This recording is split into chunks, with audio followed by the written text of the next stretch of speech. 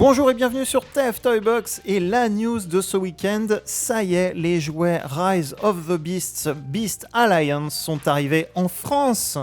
On verra également d'autres petites nouveautés qui nous viennent du Japon. Aujourd'hui, on se concentre sur Rise of the Beast et les animaux. Tout de suite les news, c'est parti. Premièrement, une nouvelle exclusivité a fait son apparition dans le monde. Il s'agit d'une exclusivité buzzworthy Bumblebee et pas en France encore celle-là. Il s'agit de Scourge, le nouveau méchant du film Rise of the Beast. Une version pour enfants qui se convertit facilement. C'est une version modifiée du jouet Cyberverse Optimus Prime qui était sorti l'année dernière. Et pour rappel, le jouet Cyberverse Optimus Prime était sorti un an avant, mais il s'agit bien du jouet Rise of the Beast, qui d'ailleurs a été réédité cette année dans le bon emballage. Car oui, vous le voyez bien, les prix sont en euros. Certains jouets de la gamme Beast Alliance ont fait leur apparition dans les magasins Smith Toys et King Jouets cette semaine. C'est parti pour la chasse. Au programme, les Weaponizers, les packs de 2, les Smash Changers, les robots qui se transforment facilement, les petits robots individuels également. La première vague est donc arrivée en magasin. Info trouvée sur Discord, merci à Leader, Grigri et Ratchet pour l'info. On part également aux États-Unis, au Canada, en Australie, puisque les figurines Warrior Mainline sont également de sortie. Ici, on voit Rhinox, on a Bumblebee dans un packaging individuel et également Cheetor, qui sont donc sortis dans le monde, même si ces figurines n'ont pas été annoncées officiellement dans le packaging individuel. En Voyager, on a également droit à Optimus Prime et Optimus Primal. Pour rappel, ces figurines ne sont pas des versions Studio Series, ce sont des versions simplifiées. Une version Studio Series d'Optimus Prime est bien en approche en exclusivité buzzworthy et il y aura certainement une version Optimus Primal très prochainement en Studio Series également. Enfin, le même pack Jungle Mission Free Pack, exclusivité buzzworthy Bumblebee, est même disponible dans certains King Jouets au prix de 70€, qui contient les personnages de Cheetor, Nightbird et Wheeljack, le fameux Pablo. Bonne chasse à tous! On part au Japon chez Takara avec un nouveau pack exclusif, un Versus 7 Beast Wars Again, Rhinox et Scorponok.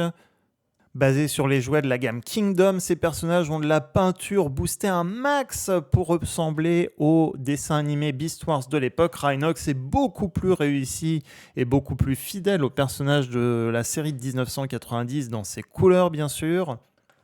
Après Optimus Primal et Megatron, on a donc droit à un nouveau Versus 7. Sachez que dans les années 90, Takara avait pour habitude de sortir ses jouets Maximal et Predacon individuellement et en Versus 7. C'est donc un beau petit clin d'œil et apparemment on aura bien 7 Versus 7. Les 7 personnages de la saison 1 sortiront un à un. Voici donc les deux premiers Versus 7. Après Optimus Primal et Megatron, on a droit à Scorponox et Rhinox et d'autres 7 suivront.